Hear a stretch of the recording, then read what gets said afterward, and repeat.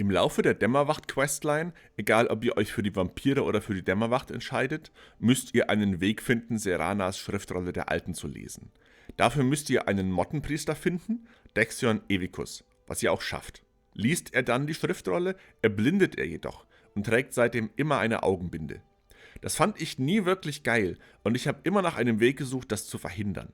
Und darüber möchte ich jetzt reden.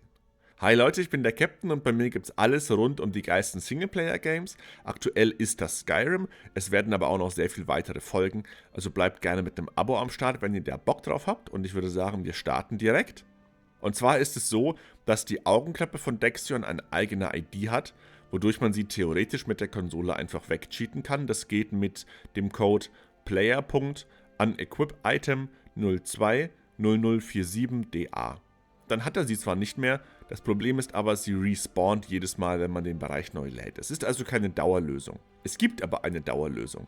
Die Quest, die die Augenklappe erscheinen lässt, ist die Quest, in der man Dexion die beiden anderen Schriftrollen gibt, also die des Drachen und die des Blutes.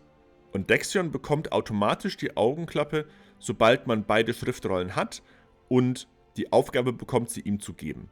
Um zu verhindern, dass er die Augenbinde bekommt, muss man diese Stelle in der Quest also mit der Konsole überspringen, indem man die Quest mit der Konsole komplett beendet. Und das bevor man die beiden Schriftrollen hat. Das kann man im Grunde auch schon direkt machen, nachdem man die Quest erhalten hat. Immerhin ist die Schriftrolle des Drachen, die aus der Hauptquest, für die weitere Dämmerwacht-Questline auch nicht notwendig. Allerdings ist es die Schriftrolle von Valerica, die Schriftrolle des Blutes.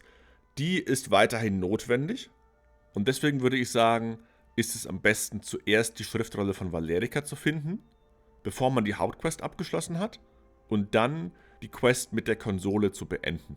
Und zwar mit Setstage DLC 1 VQ Elder 200.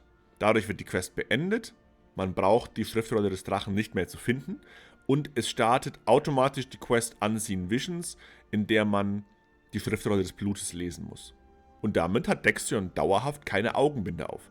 Seine Kommentare bezüglich seiner Blindheit hat er zwar immer noch, die sind aber nur temporär. Die Dialoge, die am Ende der Questline übrig bleiben, die erwähnen seine Blindheit nicht.